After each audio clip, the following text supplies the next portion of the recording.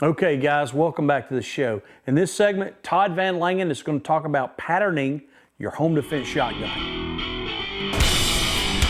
How you doing, guys? Todd Vanlangen, Pro Staff Shooter for Beretta USA, representing Saco and Tika. Today we're going to talk a little bit about patterning your home defense shotgun so you know what your ammo is doing at different distances. My recommendation and what I like to do is for a home defense shotgun, your confrontations are going to be close, as in the home defense. What's the farthest shot you can take inside your house?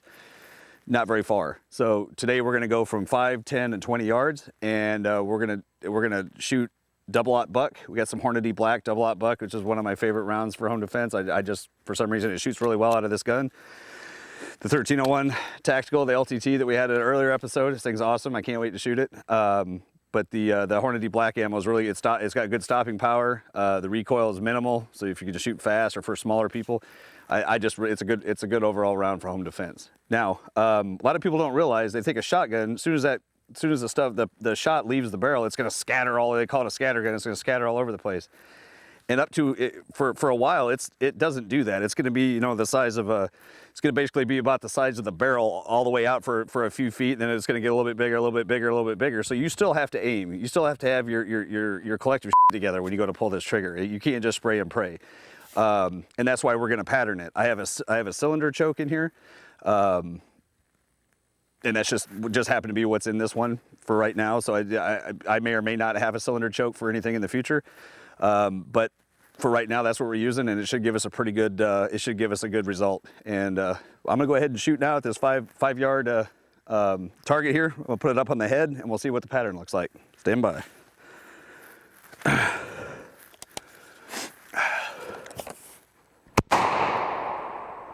Okay, so if you see, if I was shooting an AR or a pistol, the hole wouldn't be a whole lot smaller than that. That's pretty small. You can't just come out and just pull the trigger and you're going to hit somebody at 5 yards. And in your house, that's pretty much where your shot's going to be at if you think about your hallways and your bedrooms and stuff like that. So you're going to have to practice with it. Okay, we're going to move back here to 10 and do the same thing. All right, let's see. I'm going to see if I can put it in the center of that chest there. Yeah, it looks like it's spreading out. It's about double, maybe almost triple.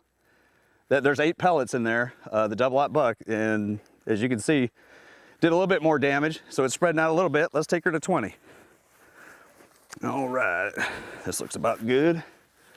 All right, and I would think in a home defense situation, this would probably be the farthest you would ever shoot that would be called self-defense. I can't see, unless you have a ginormous house, it'd be a much farther than this, but, who knows? All right, so there you go. There's the pattern. You see it spread out significantly more. The big holes you see going through those are the wads. That's the wad coming out of the shell. It's gonna punch a pretty big hole, and it's gonna hurt somebody when it hits them anyways. But the pellets are what we're more concerned with. So yeah, it patterned out pretty good. If we went back to 30, it would be, you might even get one because it really starts scattering more. Then we might actually send a pellet off target at that point.